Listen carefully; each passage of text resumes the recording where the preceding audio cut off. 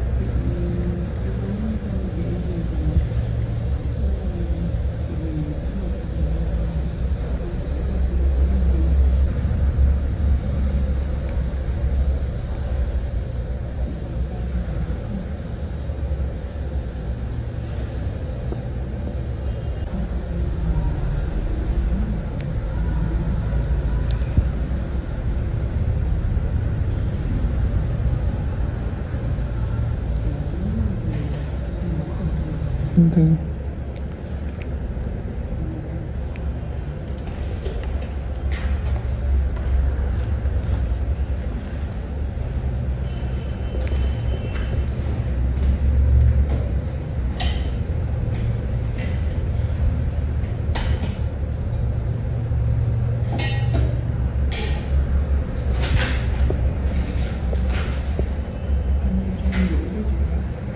Của em 150 em. Em có sức bodybuilding cho chị á. Cái chi chị? Không, rồi.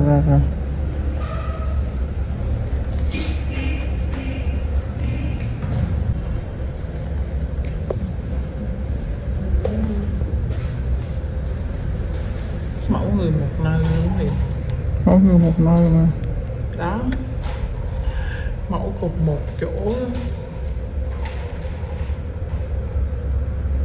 mà nhìn được.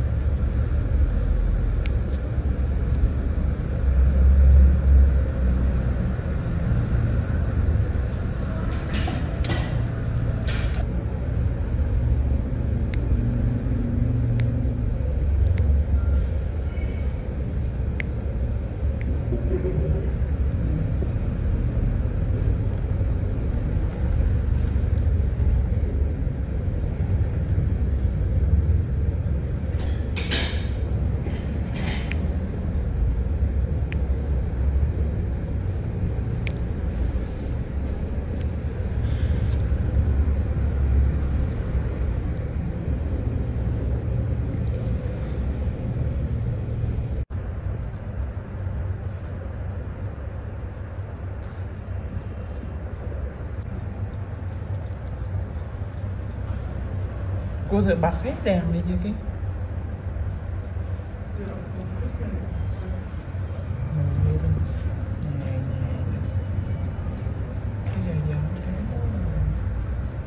Sáng đó chắc phải mờ. Chắc cái giờ nó nghề thôi. Giờ nó trớn nghề.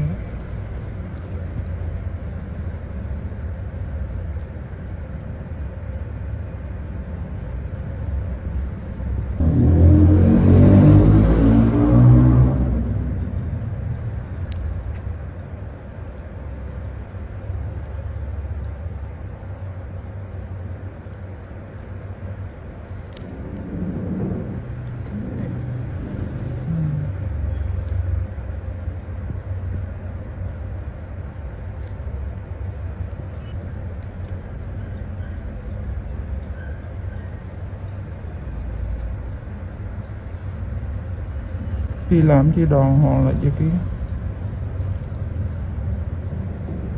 Kiến thì đợt vừa rồi hú hầu cái gì trồng lúa mại. nói chung là hôm nay vô cái xong cái diễn rồi tranh kia Lúa. cái này lại thay đổi không có đi chơi. Mấy ông chỗ làm là mấy ông mua đó Kiến. Mấy ông làm chung với Ý là quen không mà. múa dầm ở kìa. À, sang xe ô tô hả? Dạ.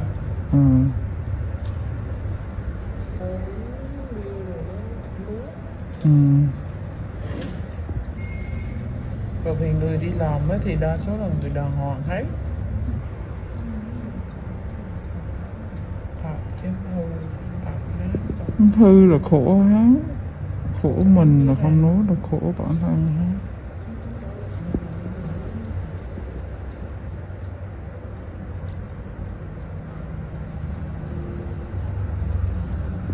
Ví dụ như trời có con bồ á.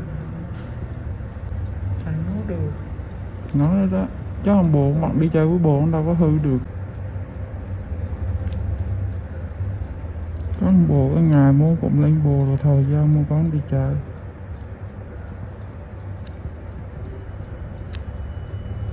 Thì cái mặt gậy nên bỏ cả rồi. Mà cả nhịn lì, mà cả nhịn lì trăng.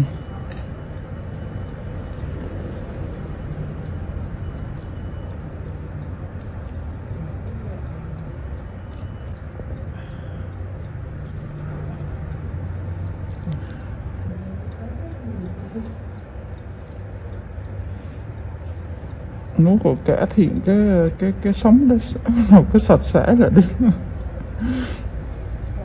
Không bỏ rồi nó tính rồi. Rõ ràng là đi chơi với hết chắc cậu sạch sẽ thôi với chị. Chắc là phải 8 cậu rồi chứ. Nó là đi chơi thì nó sạch sẽ. Hầu rình. Áo quần. Thì áo quần đó không giặt thì á. Nhà kia nên được về.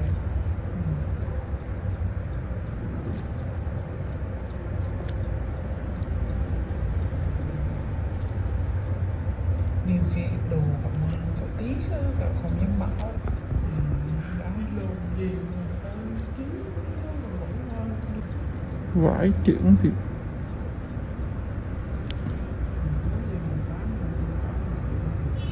cũng không chịu không được. Trước thì tám ngày qua thì không tám rồi.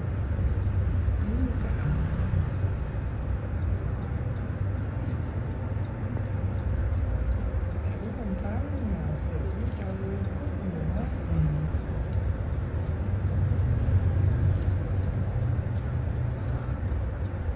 Mẹ kiến mình đây có đi bán là gì không kia? Bất ngờ đi lưới vô thì Mẹ kiến cũng rảnh mà theo sót á. Chào bọn em đi lưới à?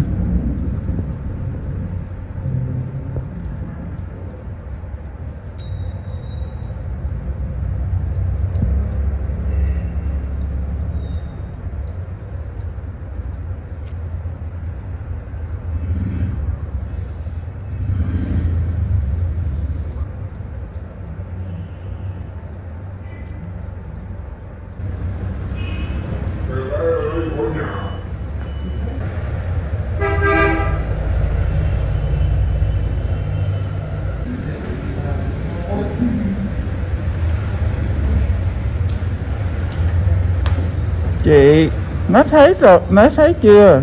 Đấy. Nó ra rồi. Chưa. Chị đợi cho máy xong thì xuống gì đâu nè. Máy xong rồi. Hồi nãy chị điện em đó à?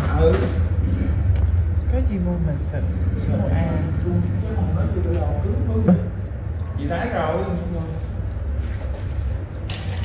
Chưa đẹp đâu. Trước đi chị. Thôi không cần bê nhớ chị kia.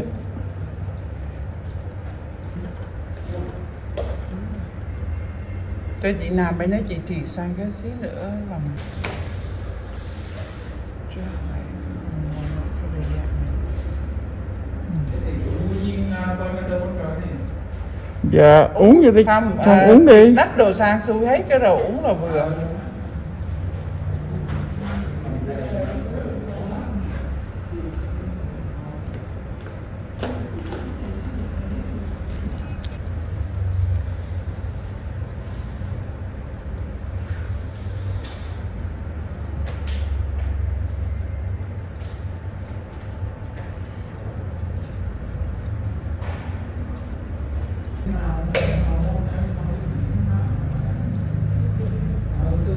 Cứ tải thăm ở quanh tải tròn rồi đi đỡ rồi. Không đừng có về cứ lấy cái nhà Sáng quá nhà đúng không? lại thì dưới nhà. Sáng có không? Nát chị á. Nhiều không? Máy sợ. Motor Reviews Channel. Honda Valkyrie F6C, 1996 to 2005, review. Basically a stripped-down Honda GL 1500 Gold Wing, with lower gearing and 6 carbs. The Honda F6C Valkyrie is actually reasonably good fun to ride, and some might say it's best-made motorcycle in America. The Honda Rune 1800 looks like some kind of Dan Dare spacecraft, mental. Ride quality and brakes. Here, the Honda F6C Valkyrie surprises many riders. So long as there's plenty of advanced planning, the motorcycle can be made to go around a corner fairly fast, for a cruiser, and still offers a luxurious ride on motorways. The Honda Rune 1800 is more ponderous, but then you'd want to travel slowly so people could stare for longer. The Honda Valkyrie's big problem for many cruiser riders is that it just isn't a V-twin.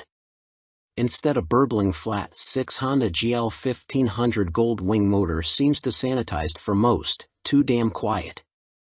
Sure, the Honda F6C Valkyrie's 100 brake horsepower motor is enough to send the thing whizzing along in unfeasible speeds, but it's easily out-accelerated by the Triumph Rocket 3, any old Yamaha VMAX and a whole boatload of rival power cruiser motorcycles these days. The Rune 1800 isn't really any faster. The Honda F6C Valkyrie rarely goes wrong, ever. It is a beautifully made motorcycle, with lavish chrome, thick paintwork and an engine that can cover 100,000 miles with basic oil/filter changes. The main problem with the motorcycle is keeping its hundreds of nooks and crannies clean. Double that cleaning time on the Honda Rune 1800. Our Honda Valkyrie FC6 owners' reviews show a very reliable bike, which is the norm for Hondas.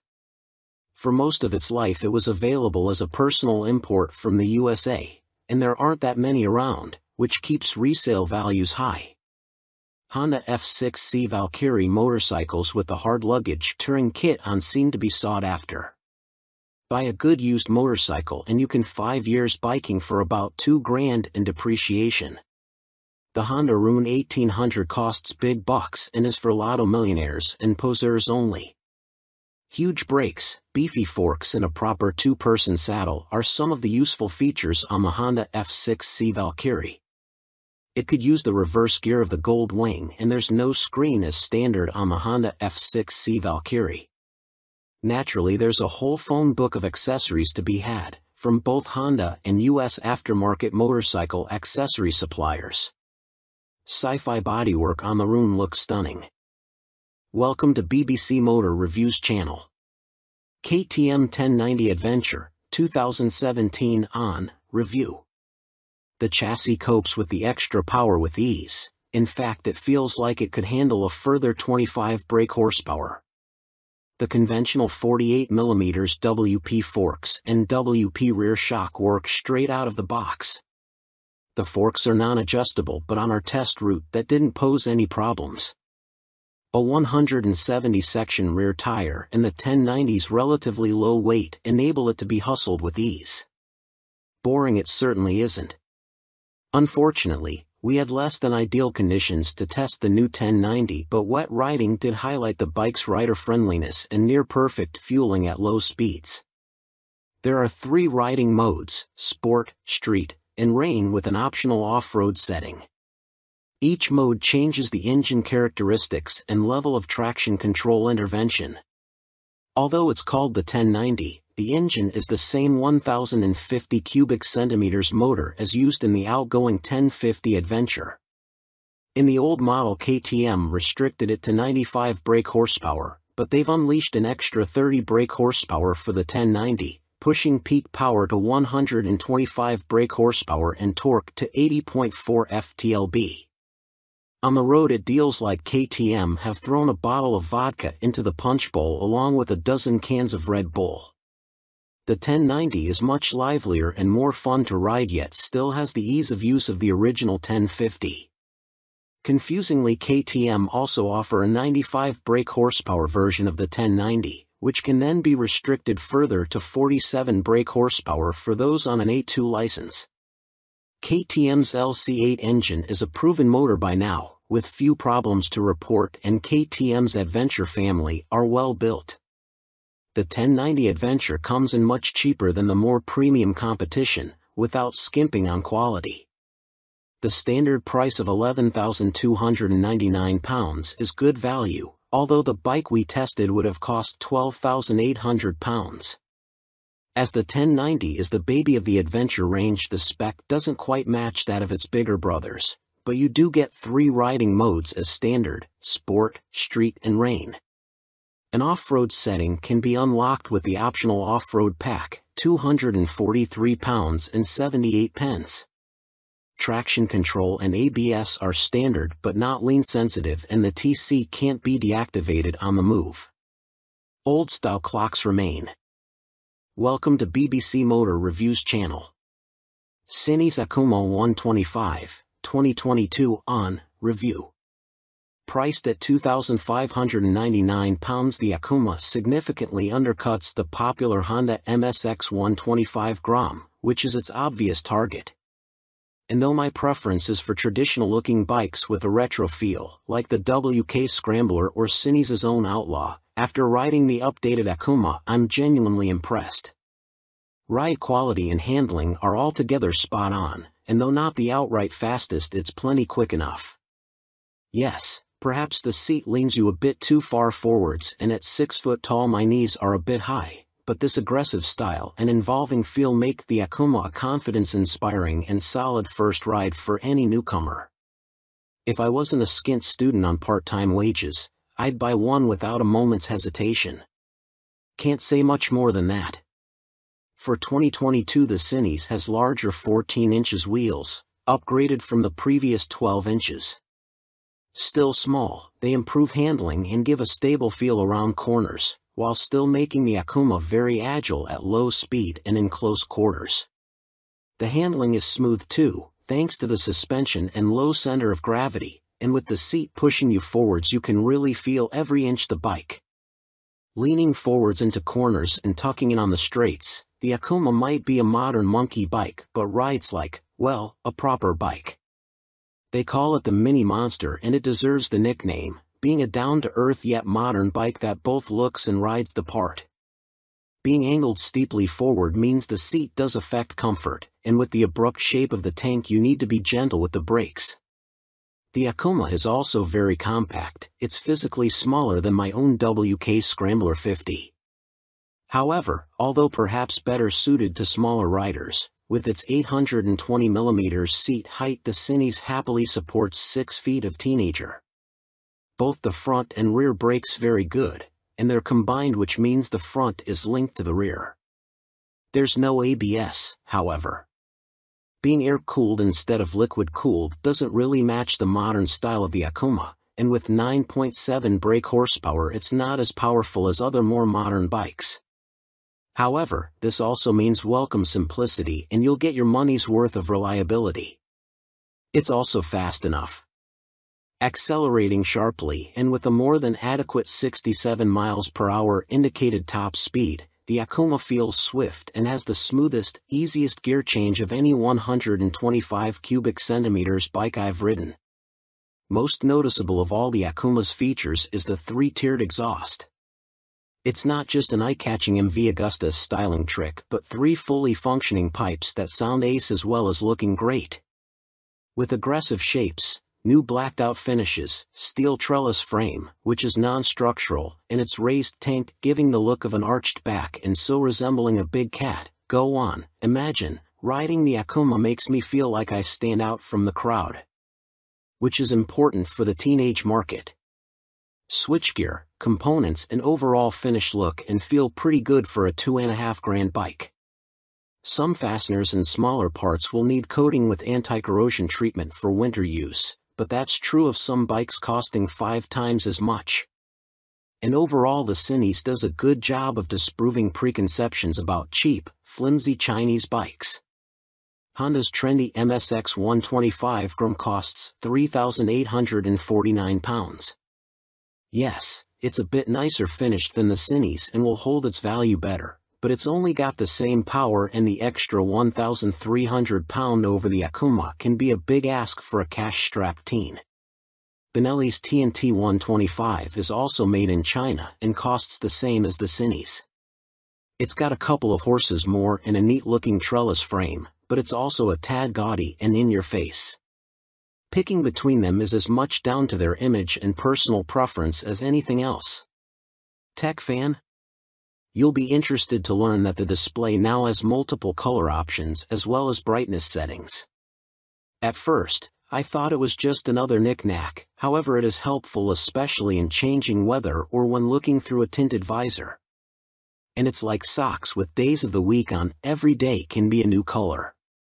The display is also crystal clear and comes with a small array of function as expected: time, trip, odometer.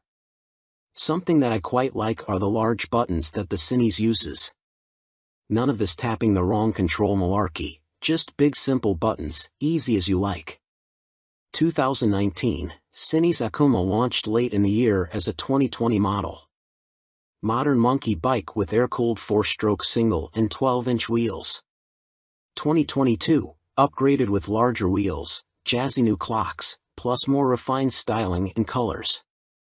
Replacing the stock bike's KYB suspension, the SP features Gen 2 Öhlins semi-active suspension, NIX30 SV forks and a TTX36 SV shock, which automatically controls the damping levels while leaving spring preload manually adjustable. Featuring spool valves rather than traditional needles valves, which Öhlins claim deliver faster adjustment and a more accurate responsiveness at the low and high ends of the adjustment range, the SP suspension can be set in one of 3 semi-active damping modes, A1, A2 or A3, or one of 3 manual setting, M1, M1 or M3, which remove the semi-active function and allow fixed damping settings to be selected via the dash. An incredibly impressive system, the semi-active suspension responds to undulations in the road surface instantly, smoothing them out and making the SP feel like it is gliding over the bumps. Harsh ones still give you a kick, but unlike on a conventional system, the semi-active damping instantly recovers and keeps the MT nicely composed, a feature that reduces its tendency to shake its head when exiting bends under hard acceleration. On the UK's roads, A2 is the best option for bumpy B roads where A1 suits fast smoother road better and A3 is more for straight line cruising, as when the pace ups it feels a bit soft at the rear end. And the SP's brakes are better too. Fitting braided steel lines can make a bike's brakes feel horribly dead at the lever as they lack rubber lines comforting initial squish. However, on the SP there is still enough feel to allow you to apply small amounts of pressure accurately via the new Brembo Radial Master cylinder. They don't scream race bike and aren't as fierce in their bite as some rivals' setups, but are fine for use on the road, and it is great to see the SP and stock MT now featuring cornering ABS thanks to the addition of an IMU in this latest generation. Good and bad news with the new Euro 5 compliant engine.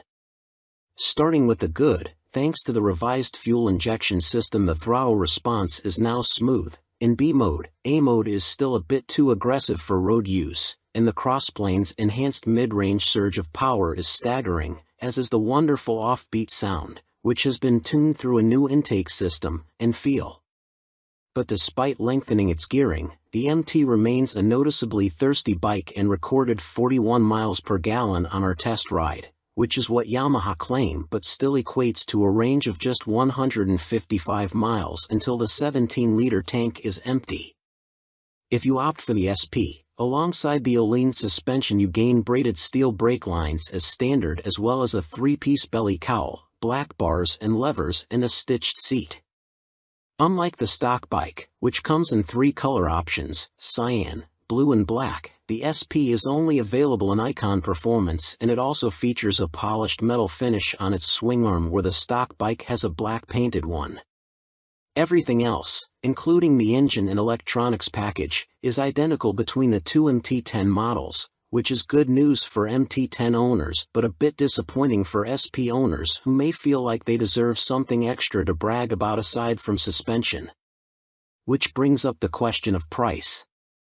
The MT10 SP costs £2,500 more than the stock MT10 at £16,000, which is tantalizingly close, especially when you look at a finance package. On a PCP deal after a £3,000 area deposit, you are looking at paying about £35 a month more for the SP when compared to the stock bike. That's about the price of a takeaway meal for 2 every month, which seems a small sacrifice to gain that all-important Öhlins bling.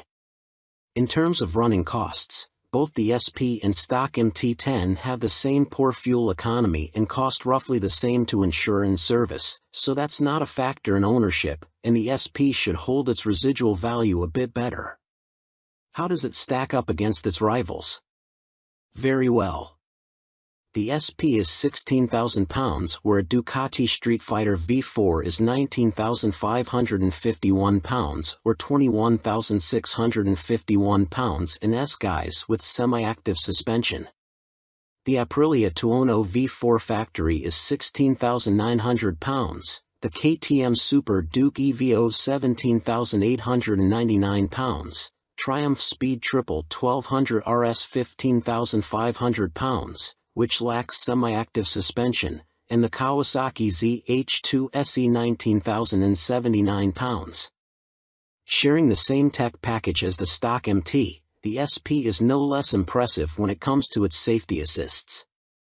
Thanks to a 6-axis IMU, you get cornering ABS and TC, as well as slide control and anti-wheelie that sit alongside an up/down shifter, engine braking control, cruise control, and variable power modes, all of which are controlled via the new 4.2-inch color TFT dash, which lacks connectivity. While the electronics perform faultlessly, and the quickshifter is excellent, it is tricky to see which of the various acronyms you are selecting should you wish to tweak their. Welcome to BBC Motor Reviews channel. Triumph Rocket 3, 2020 on review. Suspension, steering and stopping are all worlds ahead of the previous Rocket 3, and as a result it now feels like a laughably large but comprehensively capable motorcycle, rather than a cartoon cruiser caricature.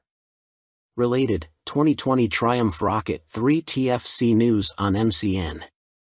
First impressions might be dominated by the rocket's vast proportions and the curiosity factor of cramming a motor larger than a typical family car between two wheels, but after a day spent studying the quality details, experiencing the meticulously managed power and appreciating the enormous improvements in refinement, you walk away feeling thoroughly impressed.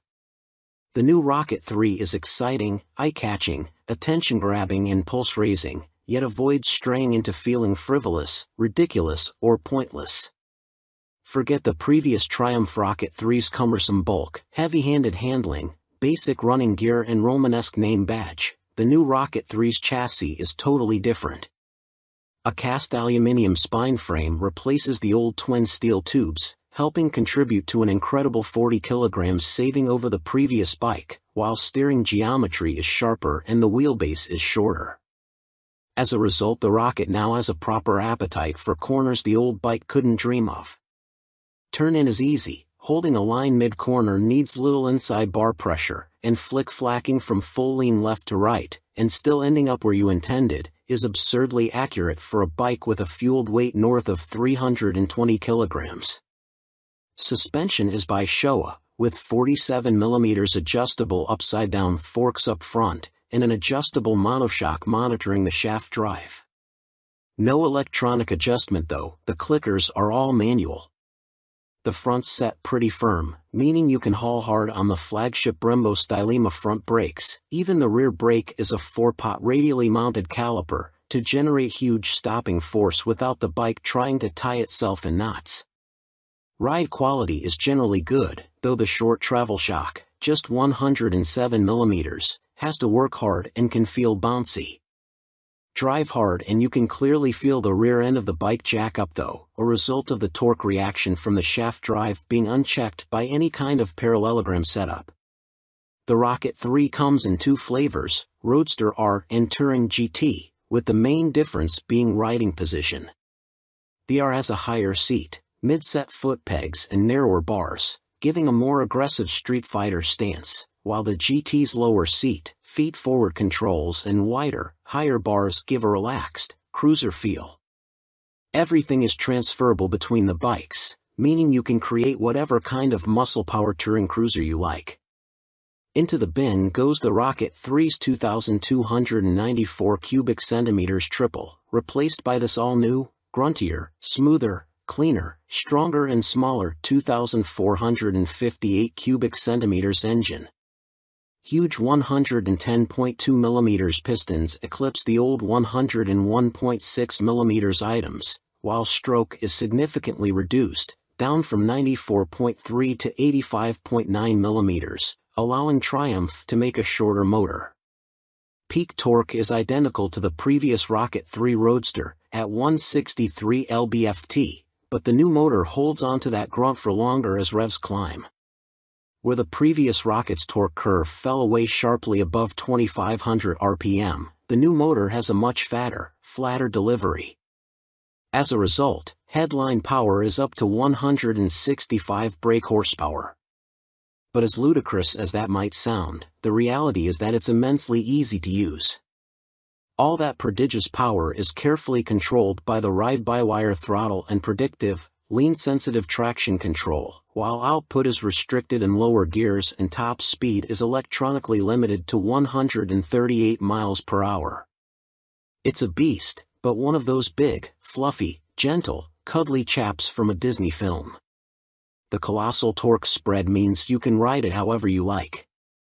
Plunk it in one gear and dip into the immense grunt from 2500 to 5500 rpm if you're feeling lazy, or chase the 7000 rpm redline and work the new sweet-shifting 6-speed gearbox for maximum thrills.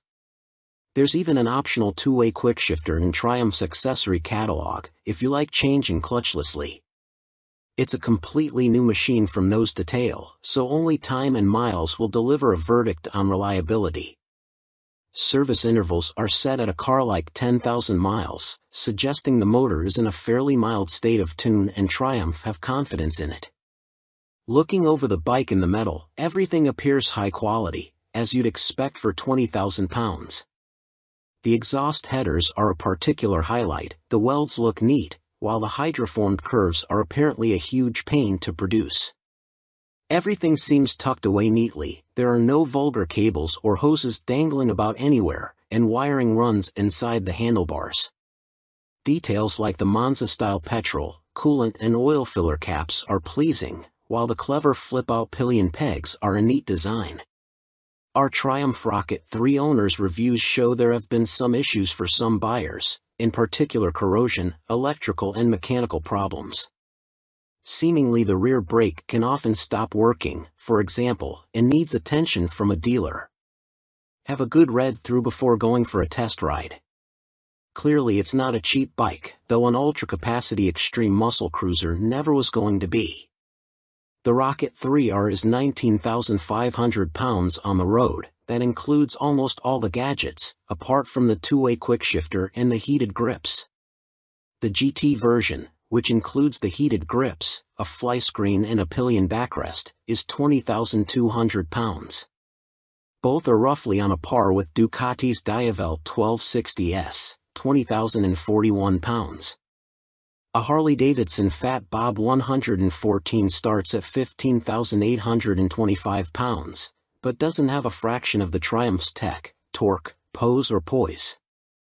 If you want to go properly left field, a Moto Guzzi MGX21 is 19,999 pounds. Running costs probably won't be any kinder on the wallet. Triumph claimed the motor returns 41 miles per gallon, but our test ride suggests it's closer to 35 miles per gallon. That 240 section, 16-inch rear tire isn't cheap either. Sign picking the bike up in March. I have had a headlight replaced under warranty, main beam sticking on, and the second which has really put me off was the rear brake losing all braking power. It has been back to my dealer who changed the fluid for a better one but was told that Triumph know there is an issue and they are working on it. I thought anything to do with brakes on a 163 pounds of torque monster would be the #1 agenda. First service only. The fuel economy is not bad so far, 43 to 45 miles per gallon. That is with occasional spirited riding thrown in. 2 stars is because after 6 months I was offered 13,500 pounds from the dealer to buy it back. Even WBAB offered considerably more, so not much faith in the brand and will likely be going back to BMW. Equipment. The Brembo brakes are top-notch. The stopping power and feel is superb, the ride comfort is less so. I am a big old guy and no matter how I try to adjust the rear suspension the ride is harsh on anything but smooth tarmac. The roads in Herefordshire where I live are amongst the worst in the UK and backache sets in after about 2 hours. I have purchased an Airhawk DS seat pad which has transformed the comfort but it's still not all day comfy like my old Rocket. The tank is so wide you have to ride legs apart which at motorway speeds the wind blast makes your hips ache trying to keep tucked in. In the end I made and fitted a pair of Perspex front fork air deflectors to solve the discomfort. I didn't go for the quick shifter or the navigation package as for me they don't offer much in the way of the overall riding experience.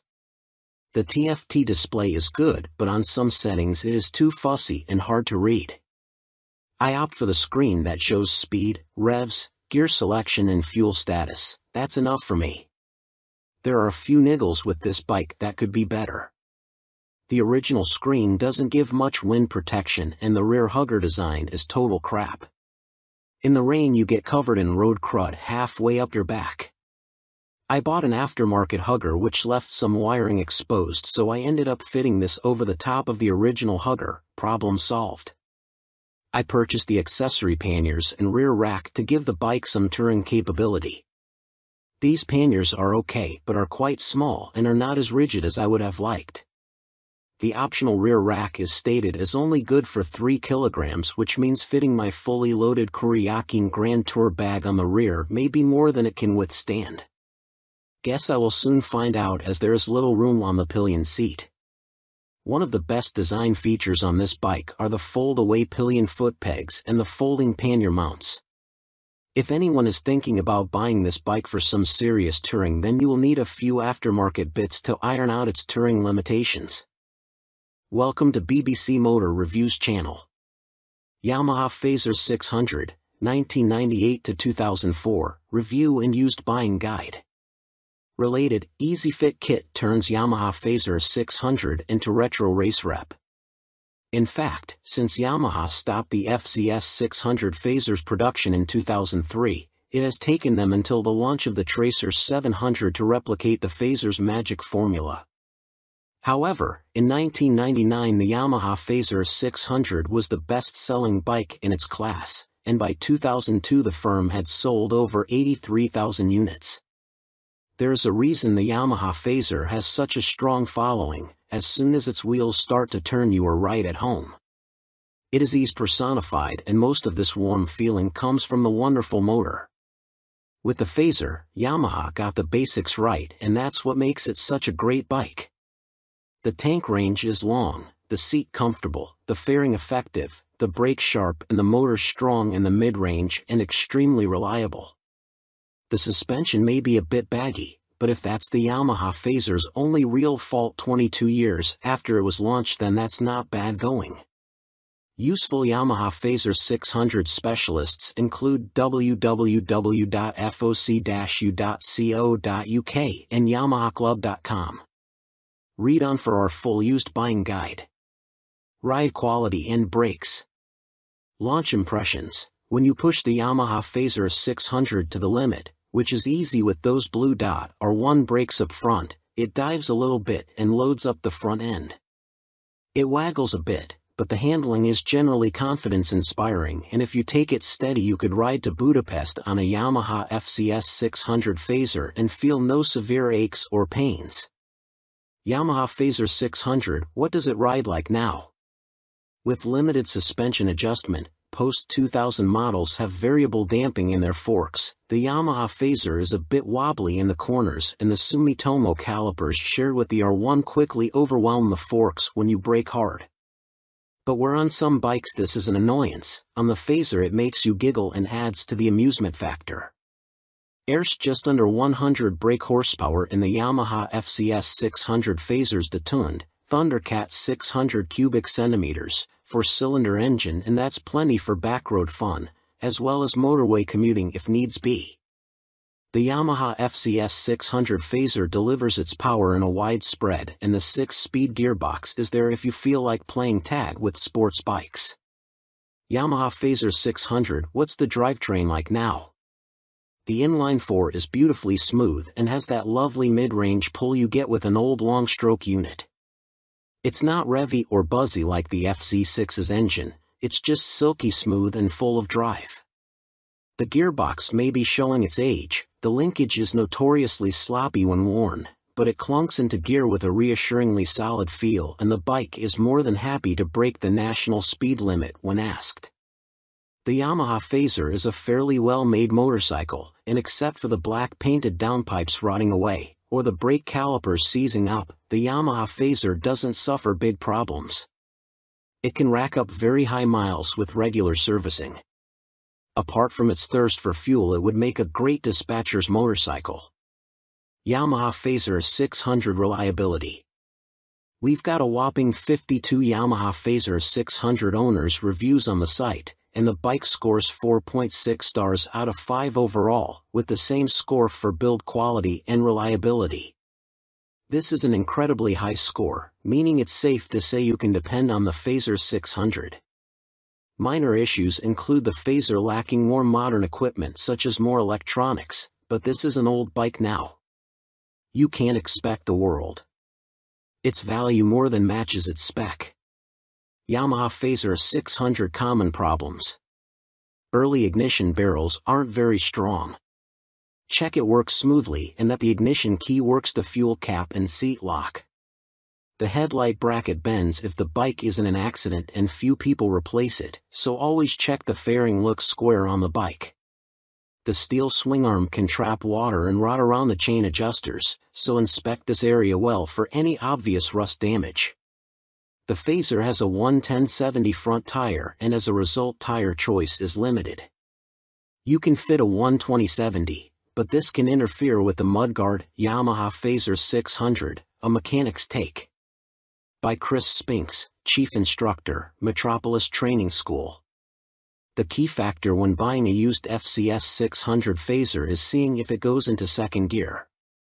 First gear on the Phazer is quite short, and the jump to second puts a lot of strain on the gearbox. This can cause the second gear selector fork to bend, and that leads to a really stiff change and eventually a broken gearbox. On a cheap bike such as a used Phazer, that can write the bike off as replacing it is not economically viable, as a complete gasket kit costs £500. That said, when I destroyed my Phazer's gearbox on a track day, I bought a new motor for £400, and swapping them over was fairly simple. The sprocket retaining nut is a classic Phazer fault and well documented. The nut comes loose, the sprocket slides off the shaft and then sits on the threaded part of the output shaft. People think the clutch is gone and rev the motor, which causes the sprocket to strip all the threads off the shaft. You can slide the sprocket back on and spot weld it in place, but you need to be careful not to overheat the seals.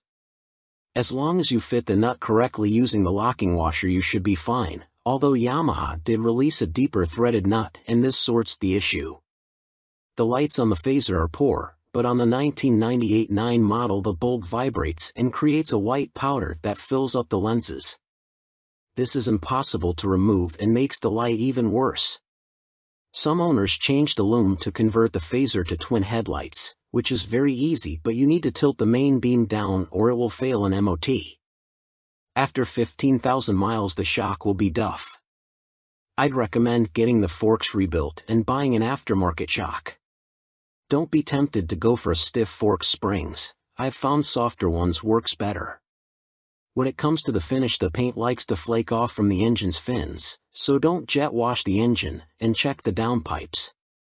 The motor is totally bulletproof, but the cam chain tensioner can need changing and it is a nightmare to get to.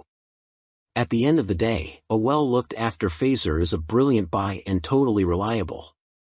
At the training school we would see them cover over 65,000 trouble-free miles with only oil changes. Extrema Makeover, Aprilia put the RS660 on a diet for a limited edition focused model. Alongside the surprise launch of their 2023 BX450, Bimota have shed more light on supercharged Tessie Tourer currently in development. Now officially called the Terra, we first caught glimpse of the bike as a basic design sketch at the 2021 EICMA show, with a spokesperson for the Rimini firm later confirming to MCN that it would be powered by the 4-cylinder motor found in Kawasaki's Ninja H2 SX range. Never before have Bimota been present in this market segment, Bimota COO, Pierluigi Marconi, said in a statement. No one has this much fun and function in one package. The Terra is an attention grabber that will act like a halo for Bimota by attracting further consumer attention to our impressive vehicle lineup, he continued. Although details remain scarce, Bimota have gone into some depth on the new steering system, which sits diagonally between a front subframe and the front wheel. There are no front forks like a conventional motorcycle, which should aid front-end stability and the ability to trail brake into a corner. This is because braking forces are kept away from the front suspension, leaving it free to deal with bumps in the road. These systems can reduce front-end feel though. Until now, Tessies were only made for the sports segment, Marconi told MCN at EICMA 2021, we'd like to put the Tessie name to adventurers, tourers, and bikes like that. Our philosophy is to have two lines of bikes, he added. One is the Tessie line and one is for more traditional models. We like to follow the two concepts, because although a Tessie chassis has a lot of advantages, for some riders it is still too much of a novelty. Alongside the funny front end, Bimota have also confirmed that the Terra will receive semi-active suspension developed in partnership with Marzocchi. The ride height can also be adjusted either manually or electronically by 30 mm. Also expect to find 5-spoke forged alloy wheels too, which should help to keep unsprung mass down. It went from first sketch to full-size model in few months using computer-aided design, Marconi continued. You ride some bikes because you have to, but you ride these Bimota because you want to. Terra will appeal to enthusiasts of all ages because the design draws you in, and the performance keeps you there. Superior performance, Brough step up Aston Martin partnership with more powerful AMB 001 Pro. Luxury boutique brand Brough Superior have once again teamed up with supercar experts Aston Martin to create yet another outrageous, limited-run track day machine. The AMB 001 Pro made its debut at the EICMA trade show in Milan and follows in the footsteps of the first-generation €98,000 AMB 001, which entered the public consciousness back in autumn 2019 and has since sold out. The standard track-only 001 features a turbocharged 997 cubic centimeters liquid-cooled V-twin engine that sits as a stressed member in the chassis. The 175 kilograms, dry, Pro uses a CNC machine version of this unit as a stressed member with a claimed 25% increase in power to 221.9 brake horsepower. There's also carbon fiber bodywork said to be inspired by Aston Martin's 1,000 brake horsepower Cosworth-built 6.5-liter V12 Valkyrie AMR Pro hypercar.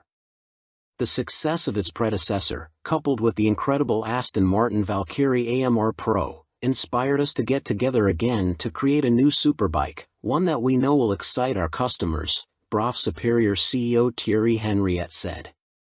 We are particularly proud of the new engine type, with a crankcase fully machined from solid billet aluminium, which is a unique feature for a production motorcycle. With the marked increase in power, this takes AMB 001 Pro into the hyperbike sector. Machined from AL 5000 solid billet aluminium alloy, the uprated motor also gets a new cylinder design, with wet cylinder liners for greater cooling, which should help with the longevity over prolonged hard use. Limited to 88 units in total, the Pro will not be homologated for the road and will be built by hand at the Brough factory in Toulouse, France. Orders are now being taken, with the first deliveries expected in the final quarter of 2023. The bike shown at EICMA was a prototype. It's a beautifully simple formula. Form plus technology equals performance, Marek Reichman, Executive Vice President and Chief Creative Officer of Aston Martin, said. We've achieved this fluidity again with Brough Superior for those who desire a track superbike like none other. The rider is part of this moving sculpture and will literally feel as though they are part of the track when laying atop the AMB 001 Pro. But it's not all about engine performance. A quick glance at the side profile of the Pro reveals more extreme bodywork, with a more pronounced tail, winglets, and a rear carbon disc wheel design. There's still next to no front wind protection though, which could be unpleasant at speed and take away from the riding experience. Gone is the underslung exhaust exit from the standard 0012, with a single pipe on the right side of the bike protruding above the fat 200 section rear tire and shark-like aero wing. In a nod to Aston Martin's racing success, the 001 Pro features a striking jade green livery, with a blacked-out motor and suspension. This suspension system comes in the form of a front double wishbone setup adjustable for preload and rebound, plus a rebound and preload adjustable monoshock. Naked Ambition, CF Moto unveil NKC22 concept. CF Moto weren't short of new bikes to show us at the EICMA trade show in Milan, including this naked roadster concept called the NKC22. The bike uses an 800 cubic centimeters parallel twin engine, presumably the same KTM 790 lump used in KFMoto's 800 metric tons models, but wrapped in a lightweight, sporty chassis. This concept version is covered in forged carbon bodywork with an engine fairing that doubles up as an aerodynamic wing. Front forks are heavy-duty upside-down units and look to be fully adjustable, while at the back a stylish single-sided swing arm holds a rear wheel blanked off with carbon inserts. CF Moto reside at the economical end of the motorcycle market, and so even this concept version gets J.1 brakes rather than the full Brembos used on last year's track-focused SRC21 concept. Twin SC Project exhausts complete the aggressive, sporty look and would, from the looks of them, far exceed UK homologation noise limits, so expect something more sensible on the finished bike. The M button on the left switchgear and the word Street on the bottom of the TFT display suggest that a selection of rider modes is available, with up and down buttons for cruise control also included. And the telltale phone symbol elsewhere on the screen means there's smartphone connectivity, too. CF Moto reside at the economical end of the motorcycle market, and so even this concept version gets J.1 brakes rather than the full Brembos used on last year's track-focused SRC21 concept. Twin SC Project exhausts complete the aggressive, sporty look and would, from the looks of them, far exceed UK homologation noise limits, so expect something more sensible on the finished bike. The M button on the left switchgear and the word Street on the bottom of the TFT display suggest that a selection of rider modes is available, with up and down buttons for cruise control also included. And the telltale phone symbol elsewhere on the screen means there's smartphone connectivity, too. Naked Ambition, CF Moto unveil NKC22 concept. CF Moto weren't short of new bikes to show us at the EICMA trade show in Milan, including this naked roadster concept called the NKC22. The bike uses an 800 cubic centimeters parallel twin engine, presumably the same KTM 790 lump used in KFMoto's 800 metric tons models, but wrapped in a lightweight, sporty chassis. This concept version is covered in forged carbon bodywork with an engine fairing that doubles up as an aerodynamic wing. Front forks are heavy-duty upside-down units and look to be fully adjustable, while at the back a stylish single-sided swing arm holds a rear wheel blanked off with carbon inserts. CF Moto reside at the economical end of the motorcycle market, and so even this concept version gets J.1 brakes rather than the full Brembos used on last year's track-focused SRC21 concept. Twin SC Project exhausts complete the aggressive, sporty look and would, from the looks of them, far exceed UK homologation noise limits, so expect something more sensible on the finished bike. The M button on the left switchgear and the word Street on the bottom of the TFT display suggest that a selection of rider modes is available, with up and down buttons for cruise control also included. And the telltale phone symbol elsewhere on the screen means there's smartphone connectivity, too.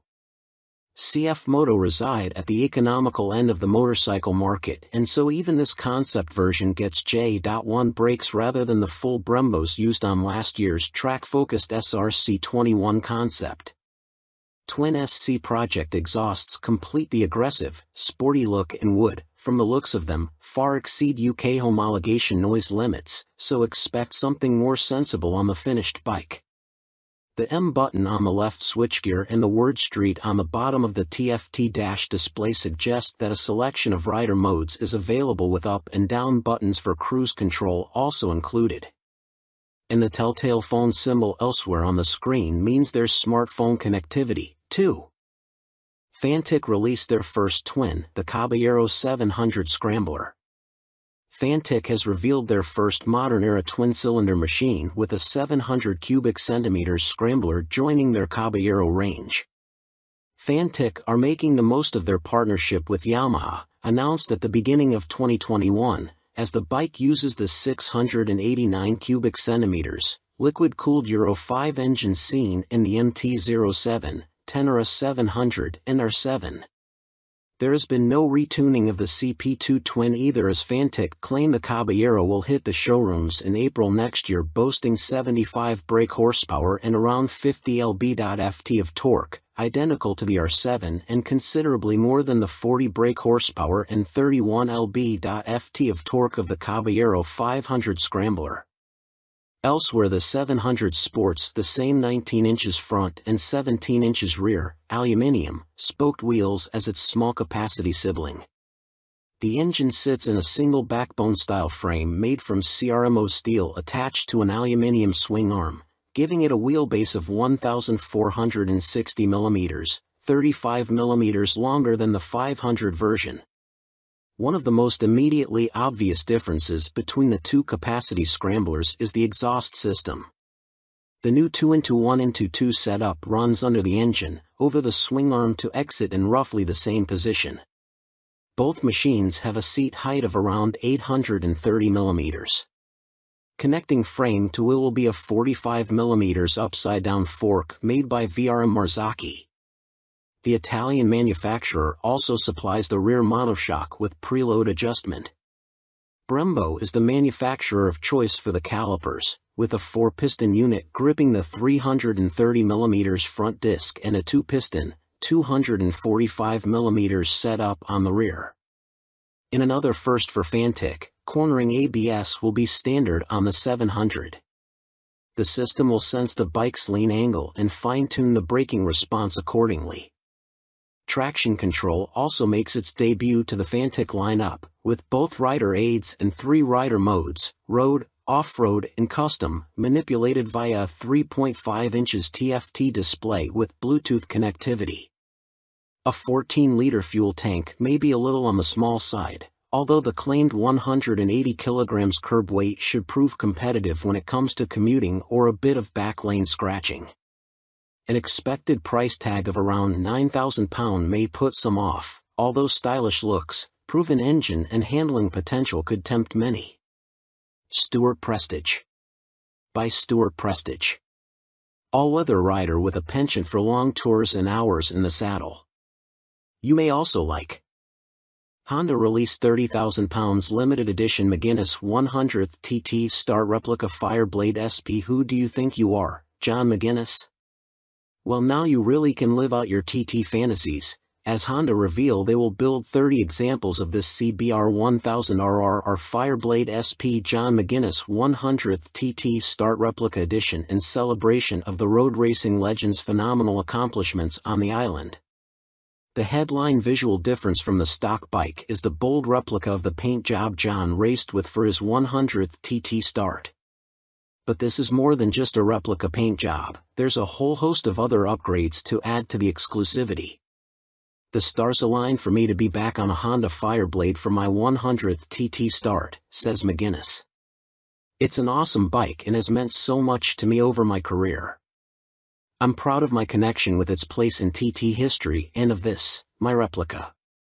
John McGuinness is the second most successful TT racer of all time, next to the late, great Joey Dunlop, and while revered as road racing legend, he has also had an exceptional short-circuit career, having raced in 24-hour world endurance races like the Bol d'Or and Le Mans, 500 cubic centimeters GPs and the Daytona 200. He's a former British 250 cubic centimeters champion, has ridden in World Supersport and finished third in the 2009 British Superstock Championship. Making his TT debut in 1996, he won the Best Newcomer title in the 250 cubic centimeters class. 3 years later, he took his first win, the 250 cubic centimeters lightweight TT. Over the ensuing 2 decades, 1999 to 2019, he has accumulated an incredible 47 podiums and 23 TT wins, as well as being the first to break the 130 miles per hour lap barrier on a Honda Fireblade, no less. So, what do you get for your 30,000 pounds? In addition to the already high spec of the CBR 1000RR Fireblade SP which underpins the replica, the limited edition blade gets a full replica paint job incorporating gold detailing and a film strip showing all of John's TT starts on Hondas. Unsurprisingly, this is where it deviates from his actual race bike, which also pictured his TTs on other manufacturers' bikes, and 100th start sponsor logos. There are gold wheel stripes, an individually numbered plaque on the headstock, genuine Honda carbon fiber front mudguard and carbon rear hugger, or rear seat cowl and tall screen, and Metzeler Racetech RR tires. On startup there's a ring of fire screen animation as the display loads, and 30th anniversary logos on the smart key and laser engraved on the Akrapovic muffler, marking the machine's special place in Honda history. And to cap it all, there's John's signature on the airbox cover. Honda are even offering the opportunity for a personal handover from John McGuinness MBE himself, at Honda Racing UK in Louth. If that's not enough, you'll also get a custom Fireblade garage mat, genuine Honda accessories indoor bike cover, 3D laser engraved crystal featuring a design of the John McGuinness 100th start replica.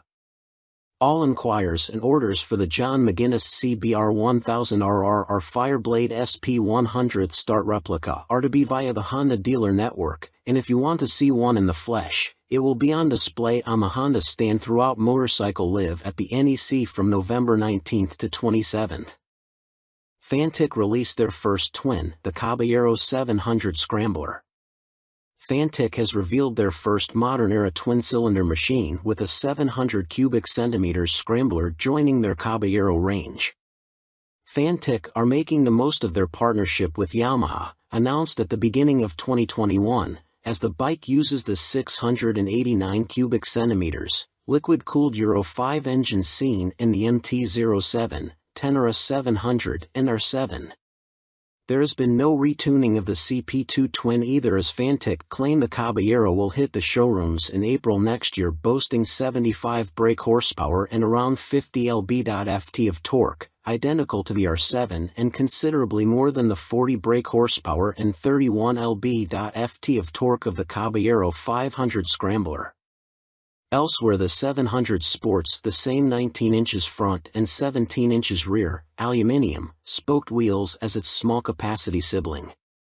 The engine sits in a single backbone-style frame made from CRMO steel attached to an aluminium swing arm, giving it a wheelbase of 1,460 mm, 35 mm longer than the 500 version. One of the most immediately obvious differences between the two capacity scramblers is the exhaust system. The new 2-into-1-into-2 setup runs under the engine, over the swing arm to exit in roughly the same position. Both machines have a seat height of around 830 mm.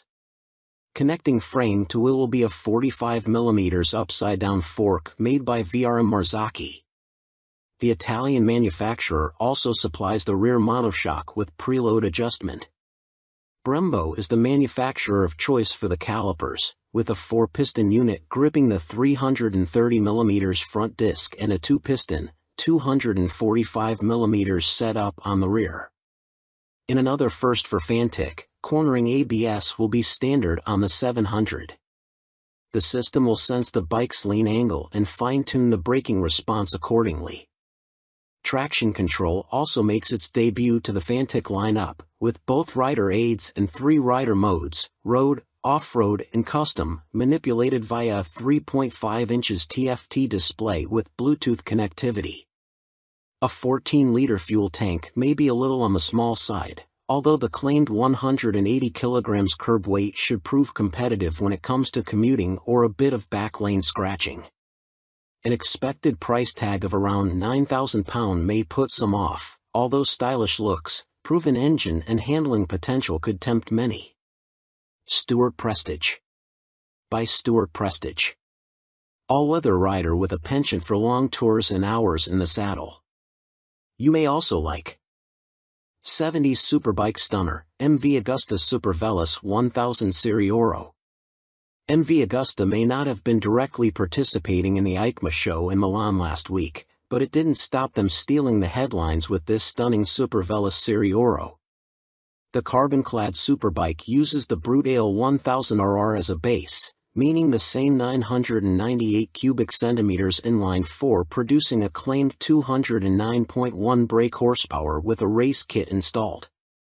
Inside this motor, you'll find a countershaft that rotates at twice the speed of the primary drive shaft with the aim of reducing vibrations and promoting faster cornering.